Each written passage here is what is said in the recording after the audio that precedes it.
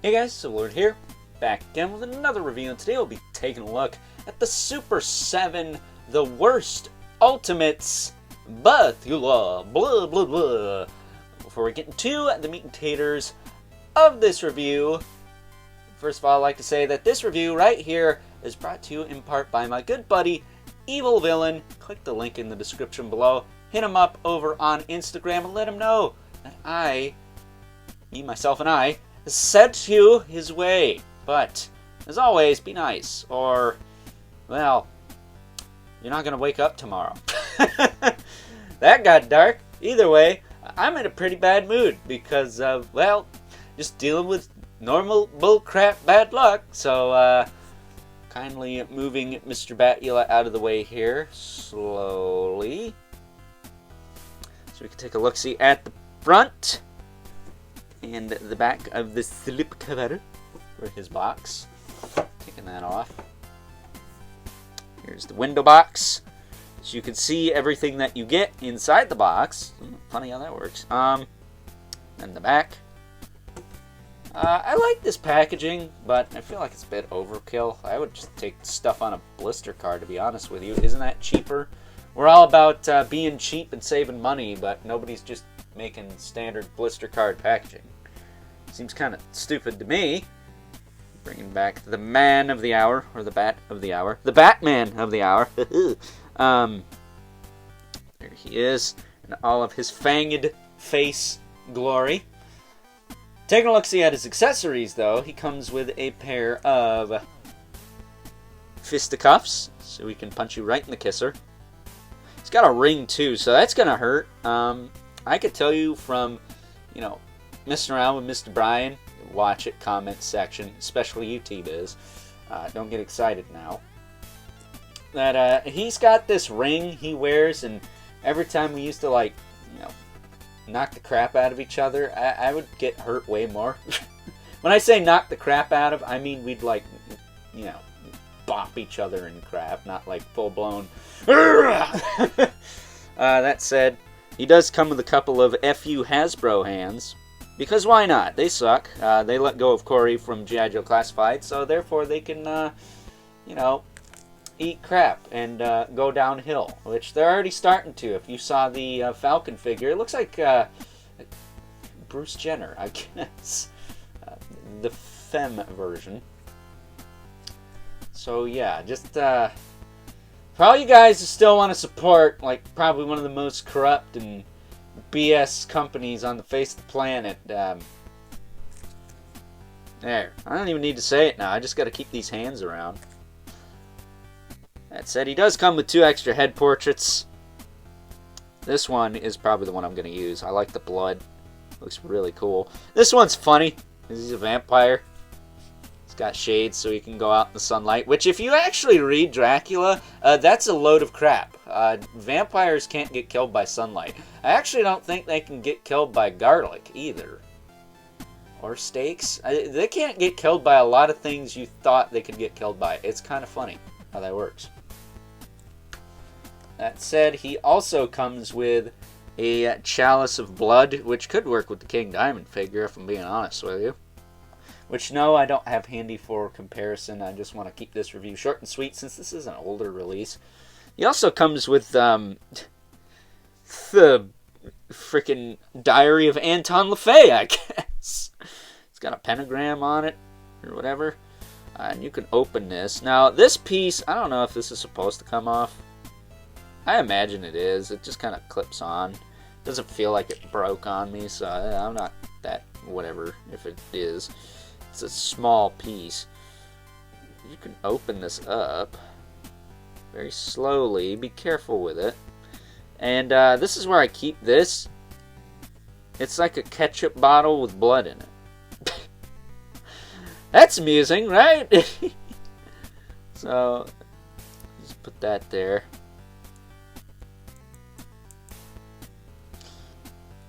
Slowly close it up. Again, it's kind of like the Grimorum Achenorum that came with the NECA Demona figure, which, can you believe that thing's almost been out for a year? It's had floppy wings ever since. Except mine. I'll get into that at some point. But, yeah, time flies when you're complaining about action figures on the internet. Which I guess is what I do.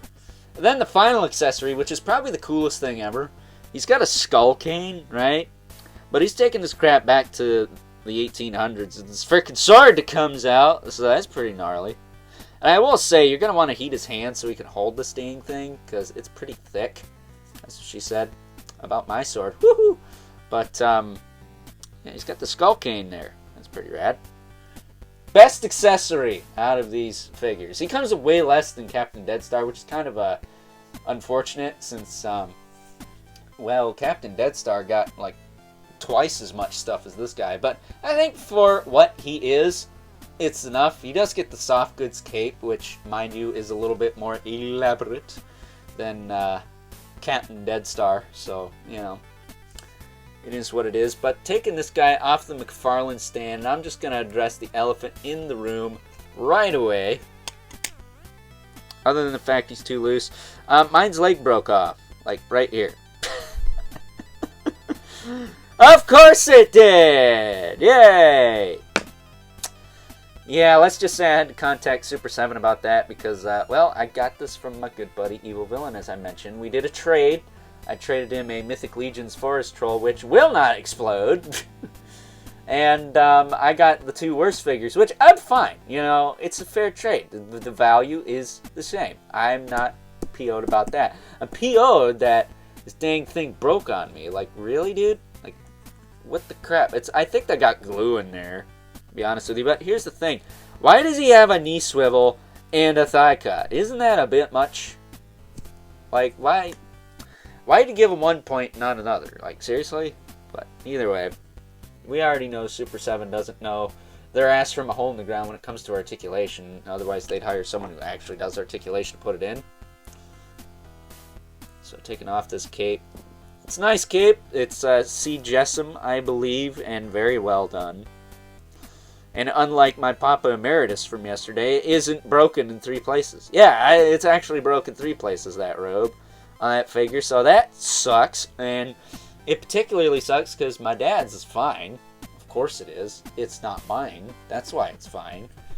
I should just not buy anything ever again. And that way I won't have to deal with this nonsense. But plopping Batula's head back on here. I would say of the two, though, despite the fact mine totally took a dump on me, right on my chest, gave me the old Cleveland steamer. Of the two, this guy's probably the better of the worst Ultimates in this first wave. He's a little bit less loose, and with the exception of his torso being kind of wonky. And it doesn't have as much awkwardness as far as the cuts go. Although I will say his legs are very oddly shaped. It seems to me like this leg is kind of trying to be degenerate, like gargoyles or, you know, man-bat or something like that. But it fails miserably because he's got this big knee spike. Again, someone who knows articulation would have known how to do that better, but it is what it is. But as far as articulation goes, his head will look side to side, up and down, tilt side to side a little bit. That's fine. His shoulders go out. You can get him past 90 quite a bit. Back down, you can rotate him forward and back. He does have a bicep swivel, but you're going to want to heat that crap before you go cranking on it, because these are wicked tight on a package. Like, these are really tight. This one's fine on this side, but this side is way tighter. Like, I can barely, well, not really. They can move inward more than they can move out, but you could probably get them 360 if you really pushed it. He has a hinge swivel elbow. Unlike Captain Deadstar, it's not as loose. He's got a hinge swivel wrist. He's got a waist. He's got a diaphragm swivel for some stupid arse reason. Here's the deal, okay? I'm all for articulation when it's implemented well. I'm not an articulation guy at all. I think it makes a lot of your favorite figures look like dog crap, okay? Because people do not move like these action figures move sometimes. I get that they're action figures, but you can make it work. This guy, for whatever reason, has both a waist cut that works just fine and a torso cut that looks like absolute crap. Like, why would you even... Why? Tell me why. Tell me why you would use this at all. It does not pivot. It does not tilt. It rotates and breaks the skull. It does exactly what Brian Flynn hates. So why is it on here? I don't know. This line is just the prime example of a lack of communication on multiple fronts, because Super7 3 years ago wouldn't have done this at all. They would have just done an ab crunch with the rubber coat like the Papa Emeritus figure. This guy has a stupid swivel that looks like crap and doesn't really do anything other than swivel. And he's got a waist cut that works just fine. So, you know, all you guys who want your figures to, you know, suck themselves off, I hope you're happy, because this is probably for you guys. And guess what? It doesn't do anything. That said, he does have T-jointed hips. They kick out, they kick down, they kick forward and back. They're kind of loose on the in and out. He does have a thigh cut on this side anyways. You can hear how tight that is too. So just be careful with that. You don't want to bust that or anything. This one doesn't feel gummy at all, but it is tight, so just be wary of that. It's got a hinge in the knee. Bends back. Swivels. Unlike Captain Deadstar, you can't do like the foot thing. And here's the deal. He's clearly got like almost a ball hinge foot going on, but they didn't give it to him. They give it to Papa Emeritus, but not him. So why this guy is not just a Papa Emeritus with like a different torso is beyond me. The build is dang near the same. Like, he doesn't need to be built like a brick house. And it's a suited body that works. Like, the Papa Emeritus body is fine. It looks better than this. It functions better than this. The torso sure as heck looks better than this. I'm all for a unique sculpt, but when it's like literally 110% not necessary, just reuse what you already got. If it ain't broke, don't fix it, man. That said, he's got kind of loose ankle with a rocker. It's fine. It's okay.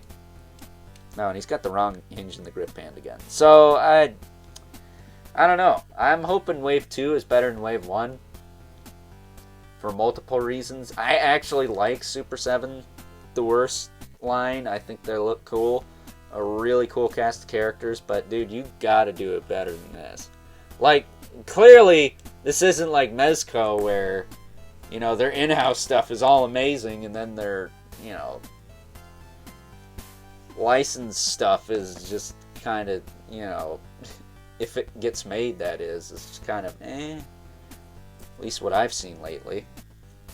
Some of it can be questionable, but yeah, man, this really sucks because I really like this figure and he's broke. So hopefully, again, I'm gonna give Super7 a chance to come through with this, because I've already talked to good old Rudy, who was able to hook up my buddy T-Biz with his missing Charlie Brown, so I'm hoping they'll be able to hook me up with my Batula. But as of right now, as the time I'm recording this video, I haven't got a shipping notice, and I've been waiting, I want to say almost 2 weeks for this replacement. Yeah, 2 weeks since I was told that the order for it was being processed. And it's like, how long does it take to process? Because my dad just bought some stuff from them a while, not too long ago, like last Tuesday, and that got here in a couple of days. So I don't know what's up with my stuff being slow and broken and whatever, but I guess I don't know, I punched a baby or kicked a puppy at some point in a past life, and I'm paying for it now. So that's just fine and dandy. Still beats kissing Hasbro's ass. So with that being said, before this review drags out any longer and turns into a rant, which I'm sure you guys would love, I'm kidding, of course, let's now move on and take a look-see how this guy stacks up with our 2 regulars for size comparisons before things get any worse than they already have. And as promised, here is Batula, blah, blah, blah, alongside our two regulars, the Mythic Legions of Brother Mandibulus, the beloved Spawn as usual, towers over everyone, and not for nothing, but has Spawn really tangled with a lot of vampire characters? I know Batman has, but I don't think good old Al Simmons has faced a vampire in quite some time. I think he fought a werewolf once. What was his name? The Mangler? That'd be a nice update for that Spawn universe line, right? But with all that being said, time to wrap things up. Some final thoughts. Overall, and aside from the left leg totally taking a crap on my figure and snapping right the heck off, again, a little bit irritated about that, but fingers crossed Super 7 comes through on a replacement for yours truly. Other than that, though, this guy pretty much has some of the same issues as Captain Deadstar, who we took a look at the other day, but of the two, I would say quality-wise, again with the exception of my particular figure, because once again, I can't seem to catch a break with this crap, this is arguably the better of the two worst Ultimates figures. I think this one is a little bit more of what people want to see in this line, the exception of the torso articulation kind of being, in my opinion, 110% pointless, because he's got a waist swivel. Why the heck does he have a diaphragm swivel? It breaks the sculpt up. It looks like crap. I don't get that. Like, just do what the Papa Emeritus figure I took a look at yesterday does, and put in an ab crunch and a rubber suit jacket. That's all you gotta do. Don't overcomplicate it, man. Because, you know, Super 7's all about aesthetic. That cut ruins the aesthetic. So what the heck are you talking about, dude? So, yeah, this is definitely not a Mezco situation where they prioritize their in-house stuff over their licensed stuff. This is just a complete lack of communication between individuals involved with these figures. I mean, these worst figures compared to the Thundercats I've looked at on this channel, granted, I've only looked at 3, but those 3 were pretty solid as far as Super 7 standards are concerned. As far as these go compared to those, there's something wrong here. Like, there needs to be a redo of these first couple of figures, because there's just some weird stuff going on with them, man. And I think they're very much deserving of a second release with some tweaks, like Captain Deadstar actually needs some work in torso articulation. This guy needs a torso rework, and it just overall they need some tighter joints. So maybe someday that'll happen. I don't expect it to happen overnight, but fingers crossed, I guess, right? So with that being said, I hope you guys enjoyed this review. If you're so inclined, please feel free to do all the YouTube rigmarole as well. Hit me up over on Instagram at Overlord Productions. If you ever want to talk toys or anything in particular, that's the #1 best way to get a hold of yours truly. But as always, keep the comments civil, because the world sucks enough as it is, especially when, do I need to mention how quality control issues always seem to find me? I mean, who did I tick off to get all this crap? Seriously, where are you? So I can hold your head underwater until the bubbles stop. And until next time, I'll catch you guys later.